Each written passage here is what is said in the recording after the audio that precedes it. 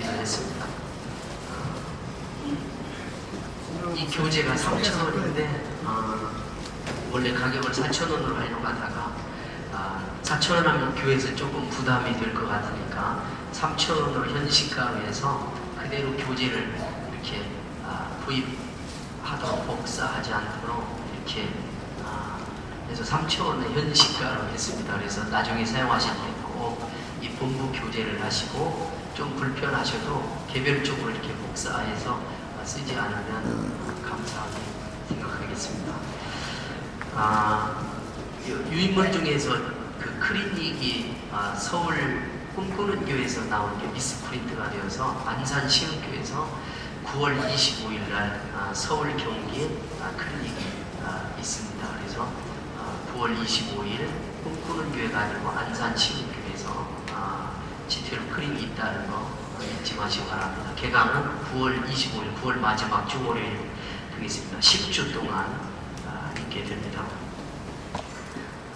이번에는 이렇게 기름 부음을 이렇게 하루를 다 정해서 오전 오후 기름 부음 전문 강사를 동원해서 중간쯤에 이렇게 하려고 그래요. 그래서 많이 신청하시고 들으시고 한 번 하신 분들이 이렇게 한두 번 하고 끝나면 G12가 계속 잘 안 되더라고요. 그래서 3번, 4번 계속 클리닉을 들어가면 이렇게 G12가 계속 발전해 가니까 들으신 목사님들, 사모님들도 꼭 들어가면서 재수정되고 또 강사들이 계속 발전된, 진화된 이야기들을 하니까 여러분들이 계속 클리닉 참조하실 수 있기를 바랍니다. 저도 조카 하나 하겠습니다. 아빠하고 아들하고 목욕탕을 갔어요. 근데 겨울인데 이렇게 목욕탕을 갔는데 아버지가 먼저 이렇게 목욕탕에 들어가니까 어른들이 굉장히 따뜻하니까 따뜻한 걸 시원한다고 그러잖아요. 그래서 시원하다 시원하다 아들아 빨리 들어와라. 그러니까 시원하다고 하니까 옷을 벗고 막 뛰어 들어갔는데 엄청 뜨거운 거예요. 그래서 막 후다닥 튀어나왔습니다. 그러면서 이 아들이 하는 말이 믿을 놈 하나도 없네 그랬어요. 이건 우리가 다 잘 알잖아요. 그래도 사람들이 다 쳐다봤어요. 아들이 믿을 놈 하나도 없다 하니까 너무 창피해가지고 꼴밤을 세게 줬습니다. 명식히 아버지 앞에서 창피를 주고 그러냐고. 그러니까 이제 이렇게 골라 있어가지고 그냥 늘 목욕 끝날 때까지 벼르뚱했어요.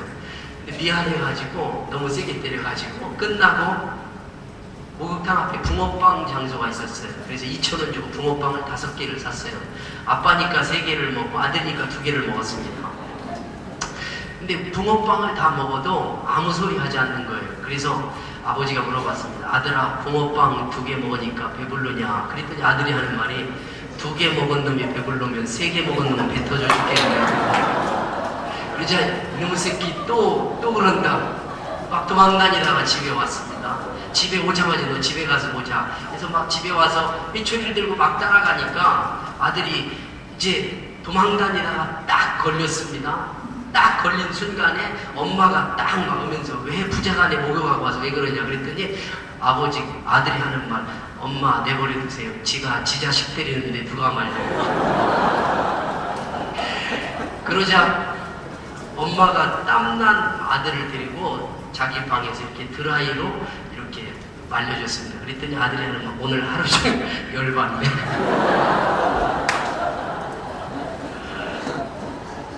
하나님은 이런 사람들의 마음도 회복하기를 원하십니다. 치유하시다. 오늘 제8강 마음의 회복. 중심성도가 잠언 4장 23절인데 우리 같이 한번 읽어보겠습니다. 시작. 무릇 지킬 만한 것보다 내 마음을 지키라. 생명의 근원이 이에서 남이니라. 마음을 회복하는 게 거의 전체라는 거죠. 왜냐하면 이 혼적인 세계가 마음의 세계잖아요. 그리고 거기에 3요소가 지정의가 있어요. 영적인 세계에는 3요소가 있는데 그게 양심, 그리고 직관, 성령의 교통함, 이것이 영적인 세계의 3요소예요. 그런데 혼의 세계, 마음의 세계의 3요소가 지정의, 생각, 그리고 감정, 의지, 이 세 가지죠.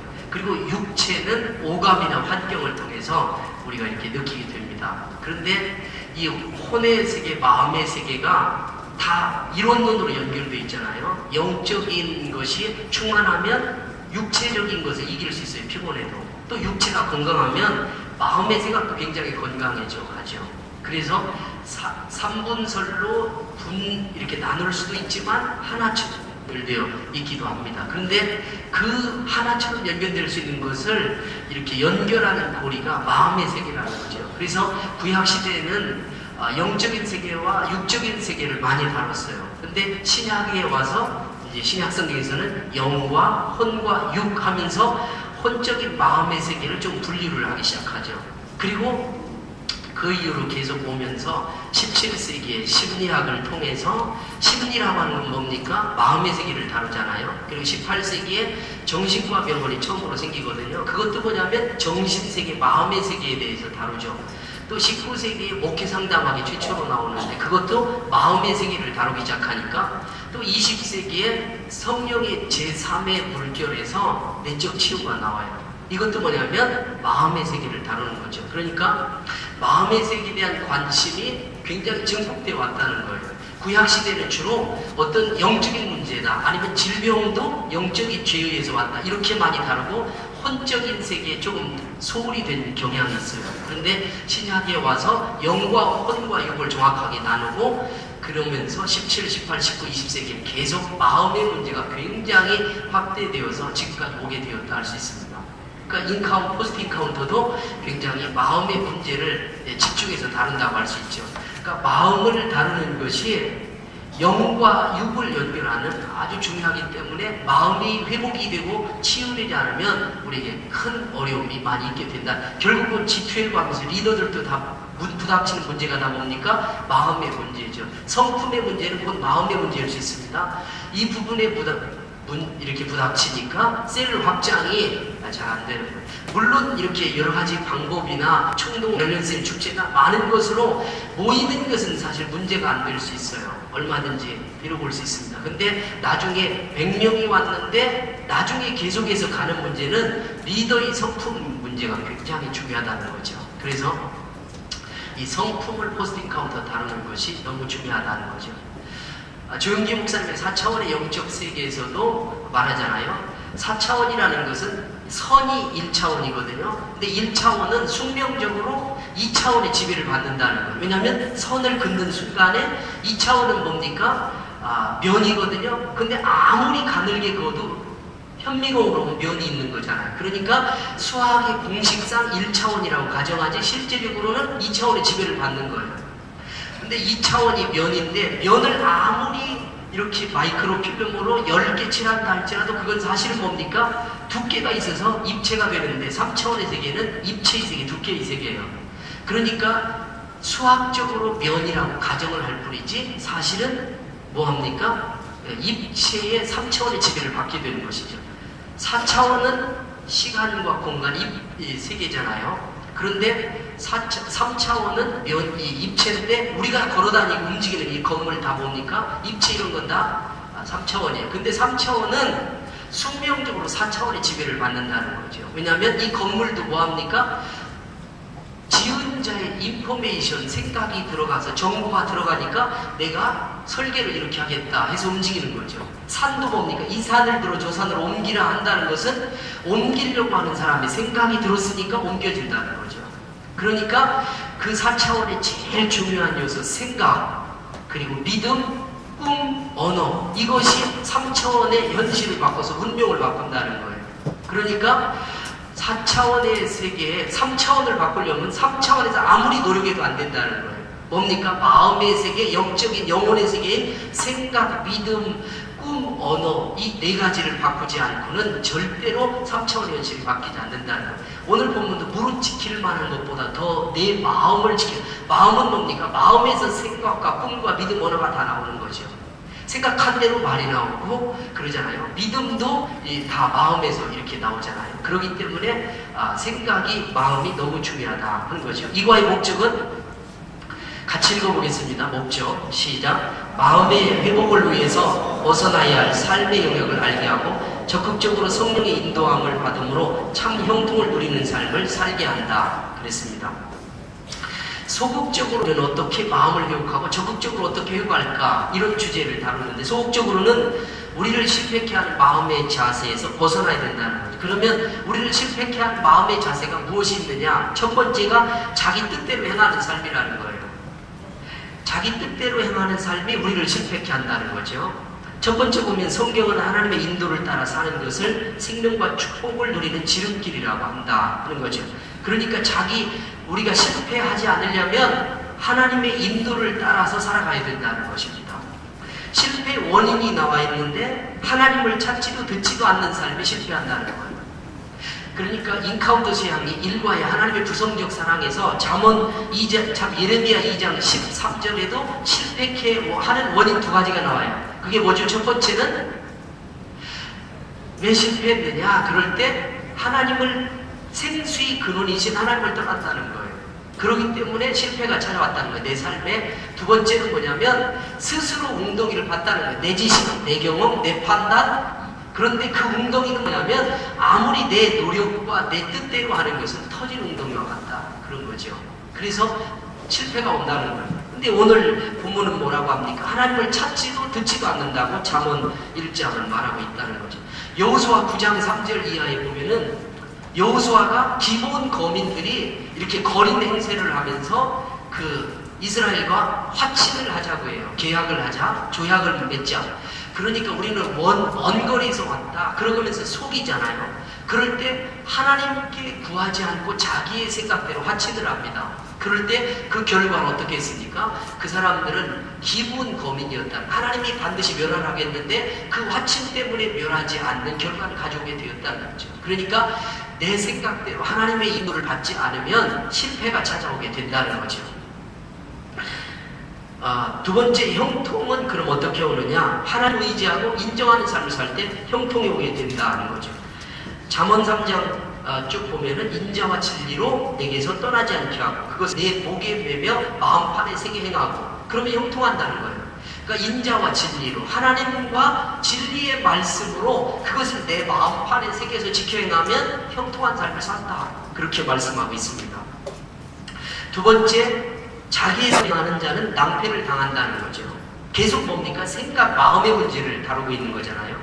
사울도 실패하고 아브라함도 실패했는데 사울은 아멜렉과의 전투에서 아멜렉을 완전히 이겨서 너희가 다 진멸을 하라겠어요. 짐승이건 사람이건 다 진멸하라. 하나님이 그렇게 명령을 했어요.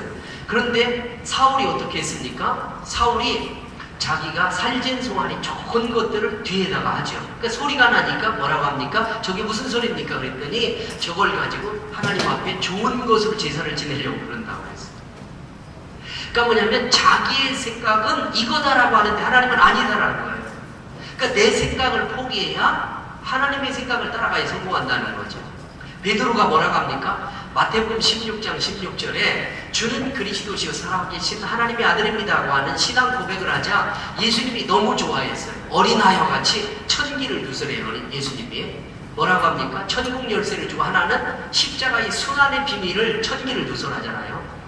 그때 너무너무 좋아 흥분한 상태에서 주님이 십자가의 고난을 이야기합니다. 내가 인자가 잡혀야 하리라. 그랬더니 주님께서 뭐라고 합니까? 베드로가 뭐라고 합니까? 내가 주와 함께 죽는데도 옥에도 가기를 준비했습니다. 절대로 그러지 못하게 하겠습니다. 그럽니다. 근데 놀라운 고백을 합니다. 주님은 뭐라고 하냐면 사탄아 너는 내게서 물러가라. 너는 하나님의 일을 생각지 않고 사람의 일을 생각하는구나. 기가 막힌 일 아니에요? 내가 주님의 이름으로 목회자가 하고 선지자도 하고 예언자도 되고 교사도 하고 셀 리더도 하고 또 이렇게 차량 봉사도 하고 모든 것들을 했는데 이것이 주님의 뜻이다 하고 갔는데 먼 훗날에 너는 그것이 아니다 라고 이야기하는 정도가 아니라 사탄아 물러가라 한다면 얼마나 끔찍하겠느냐는 거죠.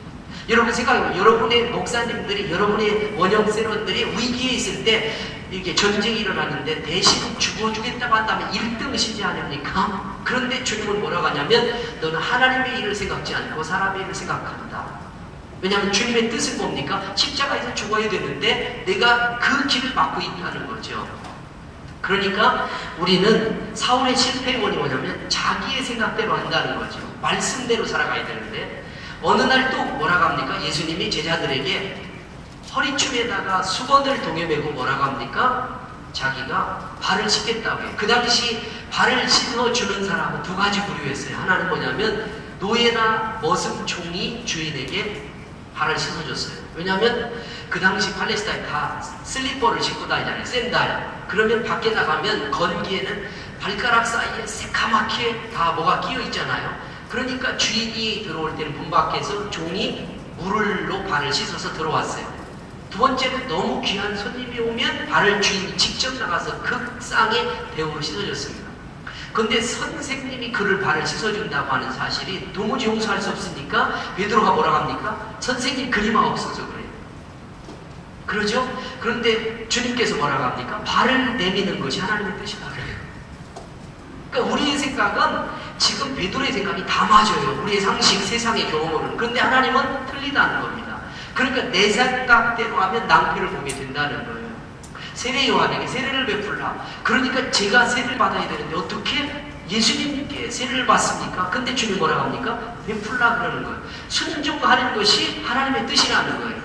발을 내밀려면 내미는 것이고 세례를 베풀려면 베푸는 것이고 그래서 말씀대로 살아가는 삶이 형통한 삶, 성공한 삶이라는 거죠. 내 생각대로 해서는 안 된다는 것입니다. 아브라함은 왜 실패합니까? 기근이 들자 애굽으로 내려가잖아요. 내려가서 어떻게 됩니까? 자기 생각대로 내려가니까 하나님을 의지하지 않고 세상의 권력과 부유를 의지하니까 부인을 빼앗겨버려요. 그렇죠? 고난이 올 때 내 생각대로 해서는 안 된다는 거죠. 하나님의 생각대로 해야 된다는 거예요. 세 번째 볼까요? 자기 생각으로 사는 사람들의 모습은 어떤 것일까? 첫째는 관계형. 이건 뭐냐면 예레미야 17장 5절에 보면 무릇 사람을 믿으며 혈육으로 그 권력을 삼고 마음이 여호와께서 떠난 그 사람은 저주를 받으리라. 그렇게 이야기하고 있습니다. 그러니까 왕들이 애국 왕들을 다 의지하잖아요. 나중에. 그리고 솔로몬도 정략적으로 이방 여인들과 결혼을 다 하잖아요. 이게 뭐냐면 인간 관계로만 살아가려고 하는 사람들의 삶의 모습이라고 하는 거죠. 그래서 시편 146편에는 방백들을 의지하지 말고 도울 힘이 없는 인간들을 의지하는 인생들을 의지하지 말라. 그렇게 말씀하고 그러니까 하나님을 의지해야 된다는 것이죠. 두 번째는 노력형입니다. 자기 생각으로 살아가는 사람들의 모습의 두 번째는 노력형. 바울의 옛 모습이죠. 얼마나 노력했습니까? 유대인이 되어서 이렇게 그냥 막 자기 인간적인 노력으로는 최고였습니다. 그리고 야곱이 그렇잖아요. 야곱의 삶이 수단과 방법을 가리지 않고 이렇게 축복을 받고자 하는 야곱의 삶이라고 하는 거예요. 그래서 야곱이 노력형이죠. 그러나 그 결과는 무엇입니까? 아무것도 없는 이렇게 약국방에서 하나님을 만나야 되는 그런 체험을 하게 된다는 것입니다. 세 번째가 지혜형입니다. 지혜형. 자기 생각대로 살아가는 지혜형의 대표적인 사람이 이렇게 나만도 들 수 있어요. 나만. 내 생각에는 저가 내게 와서 엘리사가 내게로 와서 뭐 한다고요? 그 내게 와서 경배를 하고 내 당처에 기름을 붓고 안수를 하든지 그래야 되는데 왜 저가 말로만 요단강에 가서 씻으러 하냐? 내 생각에는 이거다. 이렇게 이야기하는 거죠. 그래서 자기의 지혜를 믿게 된다는 거예요. 열왕기하 5장 11절에 나와 있잖아요. 그러니까 문둥병을 자기가 당처에 안수하고 흔들어서 나를 고치자 하노라 그렇게 했다는 거예요. 잠언 3장 5절에 보면은 내 명철을 의지하지 말라고 했어요. 그 명철이 영어로 뭐라면 언더스탠딩이잖아요. 그러니까 내 지혜를 의지하지 말라 말하고 있습니다. 또 네 번째로 능력형이 있습니다. 권력과 힘으로 막 무엇이든지 성취하려고 하죠. 사울이라든가 또 삼손 막 힘으로 이렇게 하려고 하는 부류라고 할 수 있습니다. 그 다음에 두 번째 이렇게 우리를 실패하게 한 마음의 자세 두 번째 중독된 습관들이 있습니다. 간음, 술과 마약 뭐 이런 것들, 도박, 혈기, 분노, 폭력 이런 것들은 중독이 될 가능성이 있잖아요. 그러니까 부모님의 유형에 따라서 중독자가 나오는 거예요. 그러니까 부모님이 강압적인 부모가 있잖아요. 강압적인 부모가 있으면 자녀들이 두 부류로 강압적인 부모에서 수능하는 자녀들이 있어요. 그렇죠? 그 막 너 학원 가 하면서 막 하니까 엄마가 무서우니까 아침부터 저녁 12시까지 막 학원 갔다가 학교 앞에 잡아쳐놓고 또 하고 막 끌려가면서 그냥 무서우니까 수능을 해가는 자녀가 있는가. 하다 자기가 할 능력이 안 되니까 반항하는 아이들이 있어요. 그래서 막 반항하는 거지. 학교 가, 그럼 안 가. 간마, 엄마 나가 하면서 이제 반항하기 시작하는 거예요. 왜냐하면 강압적인 것에 자기가 순응할 힘이 안 되니까 반항을 하게 되는 거죠. 이 반항하는 부모 밑에 태어난 자녀는 나중에 어떻게 합니까? 계속 강압적인 부모 밑에서 반항하는 자녀들은 늘 싸울 대세가 되어 있으니까 나이가 들어도 피곤해요. 늘 피곤해 지쳐 있어요, 얼굴에. 그래서 늘 피곤해하는 거죠. 그러니까 그런 사람들이 결혼을 했습니다. 한 자매가 32살인가 됐는데, 근데 결혼을 했어요. 결혼했는데 아주 연애할 때는 너무 고분고분하고 상냥하고 다소곳이 않고 늘 치마만 입고 그랬어요. 근데 결혼을 딱 했습니다. 자기도 몰랐어요. 왜냐하면 강압적인 부모 밑에서 늘 이렇게 반항을 하던 자매인데 결혼하니까 부드러웠습니다. 근데 어느 날 남편이 반찬을 했는데 너무 짠 거예요. 보통 이렇게 수준이. 근데도 뭐합니까? 참 맛있다고 했어요. 근데 신혼생활이 좀 5, 6개월 지나가면서 이날은 된장찌개를 했는데 이게 보통이 아니거든. 그래서 여보 이거 짜 왜 그래? 이 정도 한 거예요. 근데 그 정도 했는데 이 와이프가 뭐라 했냐면 짜? 그럼 네가 해먹어 임마 그랬어요. 그러니까 그 소리에 남편이 쇼크를 받는 거예요. 왜냐하면 이 자매는 해놓고도 어떻게 합니까? 깜짝 놀란 거예요. 왜냐하면 반항적이었는데 남편과는 고분고분했는데 자기도 모르는 사이에 누르니까 튀어나온 거예요. 그 남편이 뭐라고 하냐면 그때부터 아내는 천길 마음이 멀어졌습니다. 같이 잘나게도 중간에 기국처럼 착박을 불었습니다. 내 마음은 아내가 완전히 다쳤습니다. 그 한마디에 내 아내 속에 저런 사람인 줄 꿈에도 생각하지 못했다는 거예요. 보십시오. 부모의 강압적인 부모 밑에서 했던 그 영향력이 결혼했는데 아내, 딸의 인생과 운명이 불행한 결혼 생활을 출발해 만들게 된다는 거죠. 그런데 방치하는 부모가 있습니다. 방치하는 부모들에게 나타난 자녀들의 습관은 뭔지 아십니까? 중독 증세가 생기는 거예요. 맞벌이 하니까 방치해버려요. 방목해. 목사님들 목회하느라고 집들고 하느라고 자녀들을 방목해. 방목하면 찾아오는 결과가 중독 증세가 나타날 가능성이 있어요. 왜 그랬습니까?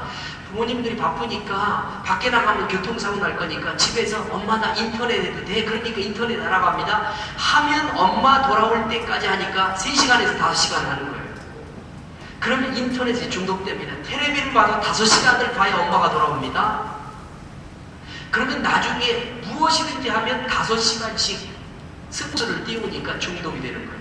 그러면 그 TV나 인터넷 중독으로만 끝나는 게 아니고 나중에는 음란을 해도 중독, 마약을 해도 중독, 도박을 해도 중독, 무엇을 해도 방에 틀어박혀서 집착하는 중독의 정도로 나오게 된다는 거죠. 그러니까 얼마나 술도 뭐합니까? 이런 중독 증세가 있는 사람은 3차, 4차까지 가게 돼요. 반드시 가야만이 이렇게 되는 것이죠. 그래서 간음 이런 것도 중독된 습관에서 올 가능성이 있습니다. 물론 유전되는 거죠. 부모가 간음하면 그냥 간음되는 거예요. 굉장히 이렇게 유전이 그냥 다 되는 거잖아요. 그래서 술과 마약 모두 폭력도 마찬가지예요. 아버지가 폭력하면은요 반드시 아들이 자기 부인을 폭력하든지 딸이 사위한테 얻어 터지든지 폭력이에요. 저희 교회 초기에 어떤 사람이 있었냐면 부인은 권사님 딸인데 너무너무 귀여워요. 이렇게 뭐냐면 완전한 여성상, 애교 넘치고 정말 이렇게 여성상의 표본이었어요. 근데 남편의 가정도 다 부모님이 믿어요. 근데 남편이 폭력을 하는데 때리는 게 뭐냐면 32평 아파트에서 때리는데 물을 양동이를 한 3바퀴 쓱 부어놓고 때려요. 왜냐하면 부인이 도망가면서 미끄러지라고. 몽둥이로 머리건 뭐건 다 두들겨 패는데 보면 나중에 보면은 온 몸이 다 도저히 살 수 없어서 사실은 이혼을 했습니다. 그리고 우리 교회를 떠났어요. 한 7개월 정도 우리 교회 등록해서 다니다가 근데 그 전부터 있었는데 그 교회에서도 부끄러워서 우리 교회 주변으로 이사와서 우리 교회 나왔는데 결국은 그 문제 때문에 신방 가보니까 온 몸이 다 멍들었으니까 이렇게 고백할 수밖에 없잖아요. 근데 나중에 그 남편에게 물어봤습니다. 왜 그렇게 하냐 그랬더니 나는 사슬에 매인 것 같습니다. 왜 그런지 모르겠습니다. 그러면서 한 놀라운 말을 고백해요. 사실은 저희 아버지가 저희 어머니를 물을 끼얹어 놓고 때리는 것을 제가 어릴 때 봤습니다. 절대로 안 하리라 그랬는데 부인이 되드니까 어릴 때 봤던 것이 나와서 자기도 방법을 어떻게 하냐면 자기 아버지가 엄마 때리는 수단과 본 게 그거니까 어떻게 상상이나 물을 끼얹고 때린다는 게 일반 사람의 생각 속에 도무지 없잖아요. 근데 어떻게 하겠습니까? 아버지가 한 그대로 되는 것이죠. 유전되어서 자식에게까지 중독되어 가는. 그래서 조상의 저주가 자손 3사대는요 그냥 자기가 죽은 다음에 자손들이 저주받는 것도 있지만요 자기 눈으로 당대 3대의 저주를 보는 거예요. 저는 이 사실을 알고 놀라웠어요. 저희 교회 어느 성도님 신방을 갔더니 목사님 자손 3사를 자기가 눈으로 3대까지 다 보고 있대요. 그 저주를 본대요. 그래서 왜 그러냐 그랬더니 자기 시아버지가 바람둥이였는데 자기 남편이 바람둥이인데 장손이야. 근데 바람을 피웠어요. 그래서 자기만 우리 근처에서 자녀들을 데리고 와서 이렇게 합니다. 이제 장손이니까 자기 시아버지가 이 장손을 보고 싶은데 바람 피워서 집 나갔으니까 명절 때도 못 보고 아무도 보지 못하고 며느리도 보지 못하고 그러니까 손주도 못 보는 거예요. 그러니까 자기가 바람 피웠던 죄의 저주가 자기 장손이 그러니까 피눈물을 나는데 자기 아들도 극기가 너무 많아서 그게 유전되더라는 거죠. 그러니까 자기는 목사님 죽은 다음에라면 죄값이요. 자기는 모르는데 자기가 눈으로 보면서 3대 죄값을 받습니다. 그러더라고요. 그래서 중독이나 유전적인 것 이런 것들은 굉장히 중요하기 때문에 끊어야 되는 것이죠. 완전히 유월될 수 있도록 차단하고 고백해야 된다는 중독된 습관에서 벗어나는 길이 뭡니까? 여호와를 경외하는 길밖에 없다는 거죠. 지금 하나님이 보고 계시다 하는 것이죠. 왜냐하면 나의 죄값, 하나님은 내가 힘들고 병들고 어려움이 있을 때 나의 주가 되십니다. 목자가 되십니다. 그런데 그 하나님은 뭡니까? 내가 범죄하는 형제에게도 나를 보고 계시다는 거예요. 시편 139편처럼 멀리서 나의 안고 일어섬을 하시고 나의 길을 통촉하시고 내 생각을 감찰하시고 내가 새벽 날개를 치고 바다 끝에 갈지라도 하나님 거기 계시고 아무리 우주선을 타고 하늘 끝에 간다 할지라도 주님은 거기 계셔서 나를 보신다. 심지어 어디까지요? 내 형질이 생기기 전에 나를 보셨고 나를 아셨다는 거죠. 이게 뭡니까? 하나님 앞에서 신인식을 갖고 살아가는 거예요. 전문 용어로 코람데오. 하나님 앞에서 살아가야 된다는 거예요. 여호와를 경외하고 그래야 이런 것에서 벗어날 수가 있다는 것이죠. 세 번째, 이렇게 불평과 원망입니다. 우리를 실패케 하는 마음의 자세. 세 번째는 불평과 원망입니다. 원망, 불평 이런 것들을 많이 인카운터에서 다뤘잖아요. 말대로 된다는 거예요. 이스라엘 백성들이 원망한 대로 광야에서 다 죽게 되는 거죠. 4차원의 영적 세계에서 언어, 말 이것에 대해서 굉장히 많은 책들이 나오잖아요. 말은 저 빌어 처먹을 놈. 엄마들이 옛날에 자녀들에게 해서 5,000년 동안 빌어먹었어요. 여러분 우리나라가 밥 3끼가 해결된 적이 언제 있습니까? 30년 전에 해결됐어요. 전 세계에서 IQ 최고 좋고 제일 탁월하고 머리가 좋고 그런 사람이 5,000년 동안 밥 3끼를 못 해결했어요. 그러니까 통일벼가 나오면서 밥 3끼가 해결되고 가난이 떠나게 됐어요. 그러니까 밥 3끼를 먹는데 해결하는데 5,000년이 걸린 겁니다. 옛날에는 방학 때 어떻게 했습니까? 30년 전에는 10시까지 자라고 하잖아요. 겨울방학 때. 그리고는 뭐합니까? 4시나 5시쯤 점심을 안 주고 밥을 줘요. 그리고 일찍 재워요. 밤새도록 긴 밤에 너무 배고프면 구황식물인 고구마를 깎아 먹으면서 주린배를 넘겨주고 또 잠을 좋아하잖아요. 그래서 2끼로 때웠습니다. 그러니까 IQ가 그렇게 천재고 애니컬을 발견하고 딱 그랬어도 뭐합니까? 하늘 문이 열리지 않으니까 안 되는 거예요. 하늘 문이 열려야 되는 거예요. 개인도 가정도 국가도 하늘 문이 열리지 않으면 안 되는 거예요. 소련, 북한 지하 자원으로 그렇게 엄청났는데 하늘 문이 닫히고 교회 문이 닫히니까 가장 가난한 나라들이 되었었잖아요. 근데 소련도 다시 선교사가 들어가고 또 하늘 문이 열리니까 다시 이렇게 부유해지기 시작하는데 말대로 이제 말도 마찬가지로 엄마들이 저 빌어 처먹으려면 하니까 5,000년 빌어먹은 거예요. 말대로 된다는 거죠. 그러니까 자꾸 시인해야 된다는 거예요. 나는 축복받은 존재, 예수님과 바꾼 예수님 자리에요. 나는 거룩한 존재, 나는 반드시 네트워크 리더가 될 것이다. 나도 12명의 제자를 삼을 것이다. 나는 축복받은 존재, 하나님의 걸작품이다. 자꾸 이렇게 해가면서 반대로 오히려 불평과 원망을 오히려 바꿔서 축복으로 바꿔야 된다는 것이죠.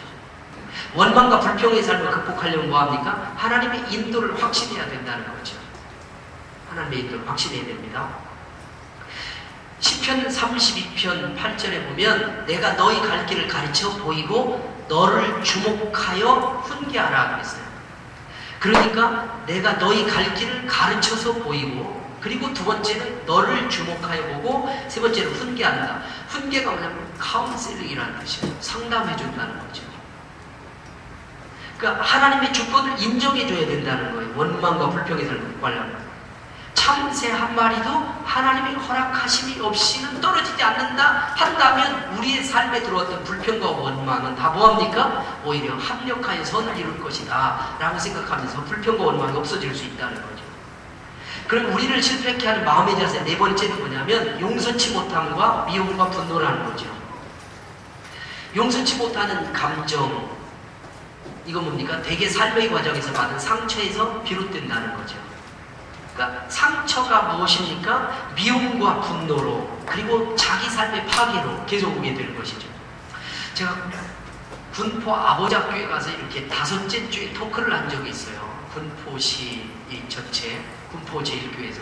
근데 그때 아주 특이한 사람이, 이렇게 한 사람이 왔어요. 그게 뭐냐면, 한 사람이 그 본부로, 아버지학교 본부로 편지를 보냈습니다. 근데 편지를 보냈는데 우리 남편을 특별히 관리해 주십시오. 부인이 보낸 편지예요. 그 내용은 뭐냐면 아버지 학교의 3주차에 자기 아버지에게 편지를 해요. 돌아가셨어도 자기 주소로 해서 편지를 하면 주소로 이렇게 편지를 발송해 주는 거죠. 그러니까 숙제를 해와야 돼요. 그런데 3주차에 숙제를 해와야 되는데 이 남편이 이렇게 아내가 기도해서 이 아버지의 관계를 회복하려고 보냈는데 이 남편이 3주차가 되더니 여보 나 아버지 학교 안 갈 거야. 그러니까 왜 그러냐니까 아버지한테 편지 써야 된다는 거죠. 그런데 그래도 해보라고 막 하면서 그랬는데 이 남편이 일주일 내내 숙제하면서 토요일날 가지고 와야 되는데 5시까지 불안에 떨더라는 거죠. 근데 아침에 막 불안하면서 그래도 안 간다 간다 해가면서 막 아내가 금식하고, 그래서 결국은 아침에 여보 내가 한번 편지 써볼게 하고 출근을 했어요. 그리고 자기가 밀링 회사를 하는데 직원 둘, 여자 직원 하나, 조그마한 사무실에서 편지지를 가지고 와서 썼습니다. 아버님 전상서 하고는 3시간 가까이 바닥에서 통곡을 하고 뒹굴면서 울었습니다. 그 이유는 이런 것이었어요. 5살 때 아버지가 바람을 피웠어요. 그런데 첩을 얻었는데 일도 하나도 않는 거예요. 근데 엄마는 어떻게 합니까? 갑자기 옛날에 여인이 남편이 안 보라더니 그래서 건설회사에 잡일을 했습니다. 그것도 간주를 받아가면서 15일에 한 번씩. 근데 아버지는 일 하나도 안 하고 척하고 놀기만 하고 간주 받는 날은 기가 막히게 와가지고 돈을 뺏어가는데 엄마는 안 준다. 남편이 막 주먹으로 패고 머리를 잡고 마당에다가 TV를 던지고 난리가 난 거예요. 그러니까 엄마하고 둘이 처마 밑에서 벌벌 떨면서 자기는 막 엄마는 싸우는데 처마 밑에서 울면서 막 펑펑 울면서 한 거예요. 또 15일 후에는 또 간주를 받으면 또 두들겨 패면서 준다 안 준다 하면서 빼앗기니까 그냥 보리밥도 못 얻어먹으면서 그냥 죽을 끓여 먹으면서 엄마하고 사는 거예요. 5살 때 자기가 생각했대. 내가 힘만 있으면 반드시 아버지를 죽이리라. 그리고는 자기는 지금까지 아버지라는 소리를 5살 이후로 한 번도 안 했다는 거예요. 결혼식 때도 아버지가 죽었는지 살았는지 알지도 못하고 자기가 아버지를 버린 거예요. 그리고 자기 아들이 중학교가 되었는데 어느 날 중학교 들어가더니 아빠 그러다가 아버지 그러더래요. 그날 그 아들을 두들겨 팼대. 너는 죽을 때까지 나에게 늙어서도 아빠라고 하지 아버지라고 하지 마. 왜냐면 자기가 아버지 받은 상처가 있으니까 자기 자식도 아버지라고 하지 말라. 그런데 아버지 학교에서 편지를 써보라고 하면 어떻게 되겠습니까? 잘 못 쓴다는 거죠. 그런데 아버님 전상서 한마디 쓰고 3시간 울고 시간을 받는 거예요. 편지를 썼습니다. 그러니까 부인이 그 남편의 모습을 보고 특별 관리해달라고 온 거예요. 그래서 불러내서 편지를 읽는데 편지를 읽고 나서 그 형제가 그러는 거예요. 저는 지금까지 한 번도 아버지 소리를 불러보지 않았습니다. 5살. 그런데 지금 내 아버지가 어디 사는지 죽었는지도 모르고 내 결혼식 때도 초청 안 했는데 나는 이제 내일 주일날 주일 예배를 드리고 내 평생 처음으로 아버지께 용서를 아버지를 용서하러 찾으러 갈 것입니다. 이 사람은 뭡니까? 자기가 부모 아버지로 받았던 분노와 미움과 상처가 자기만 있는 것이 아니라 자기 아들까지도 상처로 다가오게 되는 것이고 자기의 삶을 파괴로 이끌어가게 되는 것이죠. 치유가 안 되니까. 그러니까 용서치 못한 것, 미움과 분노는 뭡니까? 상처에서 비롯되는데 두 번째, 마음에서 용서치 못하는 감정을 제거하지 못하면 미움과 분노로 발전하는데 그것으로 끝나는 게 자기 인생의 삶, 두 번 태어나는 것 또한 자기 인생의 삶이 파괴로 간다는 거예요. 히틀러가 유태인 600만 명을 학살한 동기가 뭡니까? 어릴 때 초등학교 4학년 때인가 자기 엄마가 바람을 많이 폈어요. 근데 집에서 통정을 합니다. 근데 문을 열고 살짝 들어가려고 보면은 침실에서 유대인 남자하고 늘 통정하는 모습 어릴 때 잘 본 거예요. 그런데 그 유대인 남자가 뚱뚱한 사람이었어요. 그러니까 자기가 권력을 잡은 다음에 유태인들 중에서 어린 아이건 여자건 어른이건 뚱뚱한 사람만 따로 격리 분리해서 뭐 했습니까? 그 사람들 중에서 그 사람들의 기름을 빼가지고 비누를 만들어 바른다. 왜냐하면 유대인에 대한 복수가 어디에서요? 아버지, 엄마에 대한 미움과 상처 가운데 그렇게 엄청난 결과를 가져오게 되었다는 거죠. 여러분, 그 혈기, 노르망디 상륙작전, 그리고 어떻게 됩니까? 이게 미움이 혈기로 바꾸고, 그 다음에 나중에 히틀러가 그래서 혈기가 많았어요. 히틀러가 낮잠을 좋아했는데 낮잠을 잘 때마다 어떻게 했냐면요, 부관이 급하게 뭘 깨우면요 그냥 일어나자마자 권총으로 쏴주겠다는 거예요. 혈기 때문에. 근데 노르만디 상륙작전에 부관이 아주 똑똑한 부관이 있었는데 정보를 접수, 프랑스를 탱크 부대로 점령하고 구소련 지방으로 탱크 부대가 다 가고 있었습니다.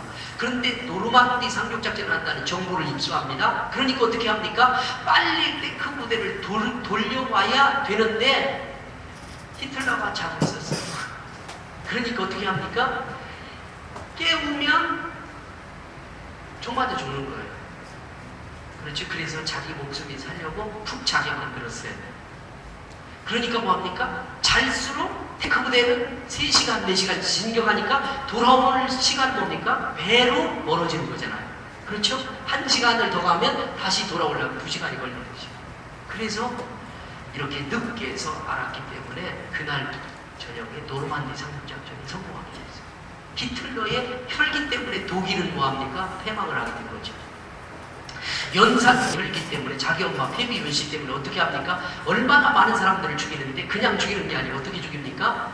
실제로 자기가 권력을 잡은 다음에 자기 어머니를 폐비시켰던 대신들의 삼족을 멸하는데 죽은 대신들의 무덤을 다시 유교 시대에 신체 발굴로 수제부모라 큰일 나는데 무덤을 다시 캐서 뼈들을 다시 톱으로 켜서 죽이잖아요. 한 사람의 혈기가 치유되지 않으니까 그런 엄청난 결과를 가져오게 된다는 거죠. 모세의 분노, 원망하고 불평하는 자기 백성들에게서 분노를 막 이기지 못하고 저주를 퍼붓잖아요. 그리고 다윗의 기도. 용서하지 않으면 세 번째, 자기의 삶이 파괴된다는 거죠. 자기의 삶이 파괴돼, 용서하지 않으면. 네 번째, 용서하지 않으면 하나님도 우리를 용서하지 않는다는 거죠. 그리고 탐욕입니다. 탐욕. 이스라엘이 광야에서 멸망당한 또 다른 이유는 무엇인가? 탐욕 때문에 그랬습니다. 두 번째, 삶의 참된 만족은 소유의 만음에 있지 않다는 거예요. 소유의 만음에 있지 않다. 시메라시 있잖아요. 잘 보시죠. 요즘 아주 굉장히 감동적으로 이렇게 많이 입양도 하고 가난한 나라 이런 데 많이 하잖아요. 근데 국민일보에 시메라 씨가 이렇게 칼럼을 썼잖아요. 거기에서 가난은 하나님의 주신 인생의 목적을 모르고 비전이 없는 사람이 가난한 사람이다. 그러니까 하나님이 주신 인생의 목적과 비전을 모르는 사람이 진짜 가난한 사람이라는 거죠. 참된 행복은요, 소유에 있는 것이 아니고 느끼는 것이다 라고 이야기하고 있습니다. 구약에는 복이라고 하는 단어가 정확하게 두 단어로 구분이 돼요. 히브리어에서는. 하나는 뭐냐면 버라카라고도 하고 뿌라카라고도 하고, 이것을 뭐냐면 번역하면 축복이라고 번역할 수 있어요. 근데 그냥 복이라고 번역돼요. 그 다음에 하나는 아쉬레라고 하는 게 있어요. 근데 이것도 복인데 굳이 번역하면 행복 이렇게 구분이 돼요. 그러니까 뿌라카, 버라카와 아쉬레, 축복과 행복이 나눠집니다. 축복과 행복이 나눠진다면 축복과 행복은 뚜렷하게 구분이 돼요. 축복은 뭐냐면 내게 있는 그 자체가 축복이죠. 그렇죠. 내가 정말 그 자체가 축복이고, 없는 것이 있는 것이 축복이에요. 아내가 없다가 생기면 축복이고, 남편이 없다가 있으면 축복이고, 자녀가 없다가 있으면 축복이잖아요. 집이 없다가 있으면 축복이잖아요. 그런데 축복의 결정적인 맹점이 있어요. 그건 뭐냐면 복인데 복인 줄 모를 수 있다는 거예요. 내가 이빨 튼튼해, 오복이잖아요. 근데 내가 당연하지, 젊으니까 건강 당연하지. 그런데 젊은데도 병원에서 인공호흡기 있고 죽음의 날을 기다리는 사람이 너무 많은데 우리는 당연한 걸로 생각하게 돼요. 그래서 축복은 자기가 복인데 복인 줄 모를 수 있어요. 근데 행복은 틀립니다. 행복은 반드시 느낌이 있다는 거예요. 그리고 내가 복인 줄 안다는 거죠. 감사가 있을 때 행복하다. 그러니까 행복은 뭐냐면 내가 느끼는 거예요. 내가 진정으로 느낄 때만 행복한 거죠. 이렇게 목사님, 사모님들이 이렇게 결혼할 때 무엇인가 결혼합시다 하고 멋진 프로포즈를 한 날을 뭐합니까? 그날 밤에 사모님은 가슴이 설레는 거죠. 왜요? 내가 이제 결혼하는구나 하면서 느낌이 왔기 때문에 행복감이 오게 되는 거죠. 그러니까 행복은 감사와 느낌이 없이는 행복이 없다는 것이죠. 그래서 탐욕을 이기는 것은 소유의 많고 적음이 아니고 내가 행복감을 지금 느끼고 있느냐 하는 것이죠. 세 번째, 탐욕을 이기는 일은 베푸는 삶만이 탐욕을 이길 수 있다는 거예요. 흘러보내야 채워질 수 있어요. 축복과 물질을 흘러보내야 채워질 수가 있게 되는 것이죠. 여러분, 서울중앙침례교회 조현석이라고 하는 사람이 있어요. 아주 탁월한데 간증 잘 안 나가지만 간증을 최초로 간증할 때 저희 교회에서 간증한 적이 있어요. 자기가 교회로는 자기 교회 말고 최초로 간증을 한다. 근데 그분이 원래 이렇게 피난 와서 살았던 사람이에요. 그런데 기술고등고시를 수석을 했는데 지금 우리나라 기술고등고시 역사상 평균 2차를 90점 넘는 사람, 그 사람밖에 앞으로도 없을 것이라 할 정도로 탁월한 사람이에요. 근데 자기가 안전병에서 고침도 받고 기적도 있고 그랬어요. 그런데 자기가 변리사로 해서 여의도에서 변리사를 하자 하루 한 달 수입이 수억 원이 되는 거예요. 그런데 어느 날부터 자기에게 감격이 없더라는 거예요. 예수 믿는 감격이. 왜 그럴까 기도하면서 수도 없이 생각했는데 감격이 없는 이유를 발견했다는 거예요. 그건 내가 소유가 많기 시작하면서 구원받은 기쁨과 감격이 상실되게 되더라 하는 거지. 그러면서 자기가 결론한 게 놀라운 결론을 합니다. 나는 하나님과의 관계가 더 소중하니까 나는 이 물질을 버리라. 그래서 뭐하냐면 자기 집을 하나님께 바쳐. 그래서 자기가 신학생 건축하는 데 내놓고 선교하는 데 내놓고, 그러니까 감격이 회복되는 거예요. 그는 지금 한 주에 2천만 원 정도씩 하나님 앞에 헌금을 해요. 그리고 교회가 무슨 선교한 다음에 자기가 도맡아서 버리는 거예요. 자기는 일주일 수급이 수천만 원, 1억씩 이상 넘어요. 그러니까 어떻게 합니까? 자꾸 버리는 거예요. 그래, 하나님과의 감격을 얻기 위해서 그런다. 그래서 그분이 그 교회에 1억, 한 달에 1억 이상씩 이렇게 했던 거죠. 그러니까 탐욕을 이기는 일은 베푸는 삶만이 탐욕을 이길 수 있고 감격을 유지할 수 있다는 거죠. F번 완전주의와 율법주의가 이렇게 우리를 실패하게 한다는 거죠. 하나님은 우리가 최선을 다하기를 원하시지 완벽을 기대하지 않으신다. 완전. 두 번째, 우리가 최선을 다한 후에 전능하신 분을 신뢰하고 의지하기를 원하신다. 완전하려는 노력은 있으나 완전주의에 빠지면 평안이 없으므로 삶이 평화된다. 예수님은 완전한 의인보다 회개하는 불완전한 죄인을 기뻐하신다. 율법적 시각으로 사람을 판단하는 자는 반드시 비판과 정죄를 돌려받게 된다. 자수성가한 사람들 되게 다 완벽하려고 그러잖아요. 또 율법주의에 빠지는 경우가 있어요. 신앙의 연륜이 더해가면 거의 다 율법주의나 바리새 영의, 종교의 영의, 전통의 영에 빠질 가능성이 있죠. 지금 G12가 세 부대다 그러는데 나중에 G12도 고정되면 이것이 하나님께 나가는 길의 장애가 될지도 모른다는. 그래서 우리는 끊임없이 뭐합니까? 우리를 비워서 하나님과의 관계, 뽑아내야 할 것을 자꾸 이렇게 뽑아내야 된다는 거죠. 그 다음에 세 번째, 근심과 두려움입니다. 근심과 두려움은 하나님에 대한 신뢰의 부족에서 온다. 그리고 두 번째, 현대인을 파괴하는 6가지 대표적인 두려움이 있다는 거죠. 첫째는 가난에 대한 두려움이 있습니다. 그리고 비난, 질병, 상실에 대한 두려움, 재산을 사랑하는 남편이라는 갑자기 병들면 어떻게 될까? 그리고 노년에 대한 두려움, 죽음에 대한 두려움. 이 6가지의 두려움은 결국은 무엇입니까? 3가지로 규결될 수 있어요. 우리 인간의 최고의 두려움은 3가지예요. 죄에 대한 두려움, 허무의 두려움은 죽음에 대한 두려움이죠.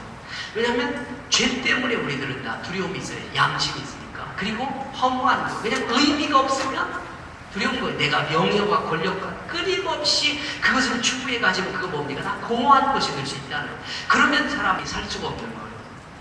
대장금에서 오래 지나가서 그렇지만은 장금이가 이렇게 최상공에게 마지막 낭떠러지에서 리본 빨간 리본하고 떨어져 죽기 직전에 숨어서 있을 때 장독 때 거기에서 뭐라고 이야기합니까?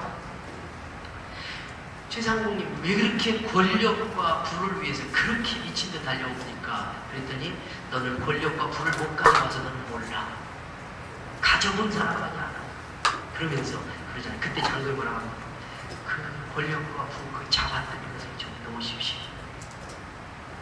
놓아보면 아무것도 없는 공허한 것인 것을 왜 몰랐습니까? 하면서 굉장한 쇼크를 받죠. 그래서 장금이 엄마 묘소에 가서 드디어 참회를 하고 돌아와서 떨어져 죽는데 여러분 전혀 모르는 표정입니다. 저만 연습하고 이런 거는 굉장히 경건하고 저만 타락한 것 같습니다. 끊임없이 장금이와 최상공의 이 알력과 갈등이 전 아시아를 물렸는데 그 결론이 뭐냐면 왜 불을 위해서 명예와 권력을 그렇게 발버둥쳐갑니까? 노하고 공허한 것입니다.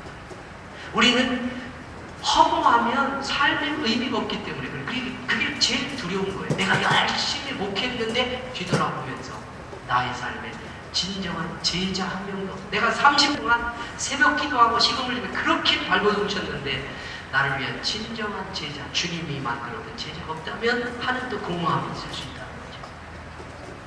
세 번째, 두려움과 근심을 극복하는 유일한 길, 불변한 하나님과 그의 약속을 믿으라. 범사의 그를 인정하는 삶을 훈련하라. 애착은 죄책감과 정죄의식. 당연히 가져야 할 죄책감, 도덕과 법에 어긋난 행동을 할 때 죄책감이 찾아오는 거죠. 그리고 진심으로 회개한 죄를 인하여 고통할 때 불필요한 죄책감이 오고, 우리를 향하신 하나님의 뜻은 뭡니까? 십자가의 보혈과 씻음받는 삶을 살아가야 돼요. 그리고 죄책감에서 벗어난 자유의 삶을 살아가야 된다는 것. 죄책감과 정죄의식을 인카운터를 통해서 굉장히 하고 내적 치유를 통해서 자상을 건강하게 만들어줘야 된다는 것입니다. 여기는 미스프린트가 나왔는데요. 우리를 실패케 하는 마음의 자세 아이번입니다. 큰 이번이 아니고 아이번. 절망과 좌절. 절망과 좌절감, 자신에 대한 낮은 자상의 외적 표출이다. 그리고 절망과 좌절감이 우리를 실패하게 합니다. 그렇죠. 이 절망, 좌절 이런 것들이 모든 비전과 기대를 상실할 수 있어요. 부부관계에서 문제, 꿈과 기대인 자들, 실패의 경험. 세 번째, 절망과 좌절감을 딛고 일어서는 방법은 하나님의 사랑에 대한 확신, 하나님의 인도에 대한 확신, 성령님의 동행에 대한 확신, 이것을 가져야만이 절망과 좌절에서 극복할 수 있다는 거죠. 뭐든지 절망하면 그냥 모든 게 다 끝나는 거죠. 아무리 절망했어도 나에게 비전이 있고 소망이 있다면 뭐합니까? 목회도 승리할 수 있죠. 그 다음에 이 큰 세 번이 아니고 큰 두 번째. 그럼 적극적으로 어떻게 해야 되느냐? 성령의 인도, 소극적으로는 이런 아이번까지 이런 내 마음을 실패케 하는 자세를 극복하고, 그리고 적극적으로는 성령의 인도를 받아야 된다는 거죠. 첫 번째, 하나님은 우리가 성공적인 삶을 살기를 원하심을 알아야 된다는 거예요. 왜냐하면 창세기부터 요한까지까지 모든 인물은 다 성공했으니까 주님과 접촉만 되면 다 변화가 일어났어. 아브라함을 만드신 하나님, 야곱을 만드신 하나님, 시몬을 베드로 되게 만드신 하나님, 사울을 바울 되게 만드신 하나님은 우리도 반드시 접촉되면 만드실 것이라는 거예요. 성공적인 삶은 나의 뜻을 버리고 성령님이 깨닫게 해주시는 하나님의 뜻을 따라 사는 삶이라는 거죠. 그래서 하나님은 성령으로 우리 안에서 행하시고 그의 기쁘신 뜻을 위하여 우리 안에서 소원을 동행하신다. 그럼 세 번째, 나의 소원인지 성령님이 주시는 소원인지 어떻게 구분할 수 있을까 하는 거죠. 첫째는 아무리 생각해도 알 수 없고 뭐 돼야 합니까? 경험으로만 알 수 있다는 거예요. 그리고 내 안에서 일어나는 선한 소원을 경솔히 여기지 않고 하나님이 주시는 선한 소원을 따라서 순종하는 길밖에 없다는 거예요. 일단은 빌립보서 2장 13절에 뭐라고 합니까? 너희 안에서 행하시는 이는 하나님이시니 자기의 기쁘신 뜻을 위하여 너희로 소원을 두고 행하게 하신다. 그렇게 이야기합니다. 그러니까 하나님의 뜻인지 어떻게 분별하느냐? 뜻이라고 하는 것을 분별할 때 원래 두 단어가 있어요. 불레마와 텔레마가 있어요. 불레는 뭡니까? 하나님의 절대적 주권적인 뜻을 말하죠. 텔레마는 뭐냐면 하나님의 허용적 소원적 뜻이 있습니다. 주권적인 뜻은 하나님이 절대로 안 된다는 거예요. 이스라엘을 택해서 인류 구원을 이루어 나가는 하나님의 불레죠. 절대 주권적인 뜻이잖아요. 예수님을 이 땅에 보내는 거 왜 보냅니까? 우리 피조물을 말할 수가 없어요. 하나님의 불레예요. 그런데 텔레마가 있어요. 소원적인 뜻. 항상 기뻐하라, 쉬지 말고 기도하라, 범사에 감사. 이는 너희를 향하신 하나님의 뜻할 때 찾아보면 텔레마 이렇게 됐어요. 이건 뭐냐면 소원적인, 허용적인 뜻이에요. 기뻐하며 살았으면 좋겠다. 나의 소원은 항상 기뻐했으면 좋겠고 나의 소원은 항상 범사에 감사했으면 좋겠다. 그런데 우리는 뭐합니까? 불레마는, 참 텔레마는 안 해도 돼요. 기뻐하지 않아도 되고 그건 우리의 뜻이. 그러나 하나님은 원한다는 거예요. 그러니까 우리가 하나님의 뜻을 분별할 때 이렇게 하나님이 원했던 말씀에서 이건 나의 뜻이다, 이렇게 했으면 좋겠다 하는 것들을 이렇게 많이 가지고 있으면 이게 하나님의 뜻인가 아닌가를 쉽게 구분할 수가 있다는 거죠. 또 뭐 그냥 쉽게 하나님의 소원인지 아닌지 어떻게 구별하냐? 3P, 플레이어, 피스, 프레스. 기도하고 평화가 오면 프레스, 실행에 나간다. 이런 방법도 있게 되는 거예요. 그러나 경험으로만 알 수 있기 때문에 일단 뭐합니까? 소원을 두면 순종해 봐야 된다. 그러면 주님의 뜻을 분별할 수 있다는 거죠. 순종하는 것이 중요하다. 두 번째, 매일 성령님의 음성에 민감해야 된다는 거죠. 성령님의 음성은 처음부터 들을 수 있는 것이 아니라는 거예요. 그리고 매일매일 말씀에 순종하며 살아갈 때 저절로 체득되는 것이라는 거죠. 그래서 성령님의 음성은 마음에 확실히 않는다는 거예요. 빌 존슨 있잖아요.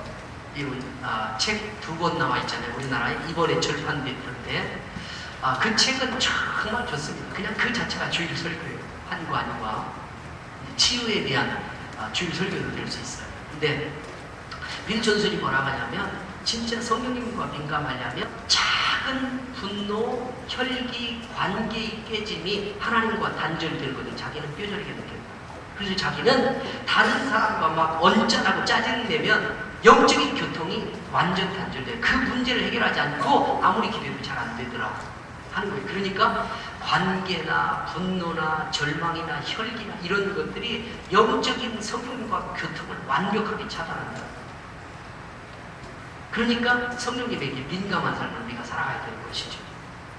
어떠한 형편에서도 뭐합니까? 깊은 평안을 유지하기 위해서 노력하라. 지난번 네트워크 수련 때 그랬잖아요.